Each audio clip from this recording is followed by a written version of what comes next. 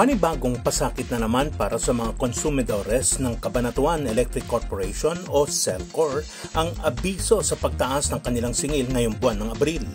Ayon sa mga Cabanatuenyong naglabas ng hinaing sa Facebook, taliwas ang lahat ng sinasabi ng mga batas sa kanilang nararanasan dahil patuloy umano ang pagtaas ng kuryente sa lungsod.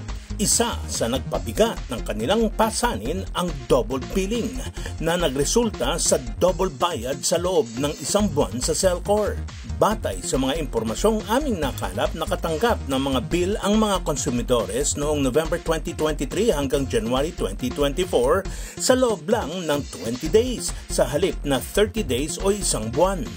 Base sa Section 41 Article 2H ng Magna Carta for Residential Electricity Consumers, ang meter readings o pagbasa ng metro ay dapat at least 28 days ang interval o pagitan sa unang bill at hindi lalagpas ng 31 days sa susunod na bill.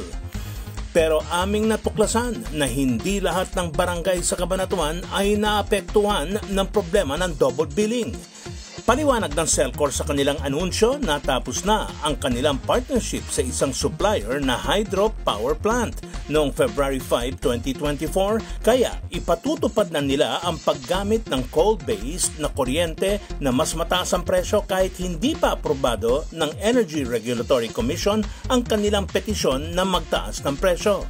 Alinsunod sa Section 70 of Republic Act No. 9136, kailangan nilang magsagawa ng public bidding upang makapanghikayat ng mga bagong generation companies na magsusupply ng kuryente. Habang nakasaad naman sa Section 43B, Subparagraph 2 sa parehong batas o mas kilala bilang Electric Power Industry Reform Act o EPIRA of 2001 na kailangan sumailalim muna sa public consultation para malaman kung ang isang electric power industry participant ay nakatugon sa pinakamababang pinansyal na pamantayan upang protektahan ang pampublikong interes. Ito ay nakasaad din sa Section 2B ng nasabing batas na kinakailangan naman maglaan ng affordable o abot-kayang halaga ng kuryente para sa mga consumer.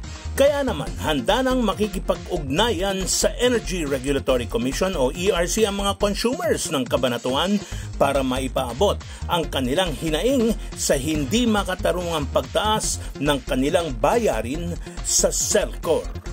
Ako po si Philip P. Piccio para sa Balitang Unang Sigaw.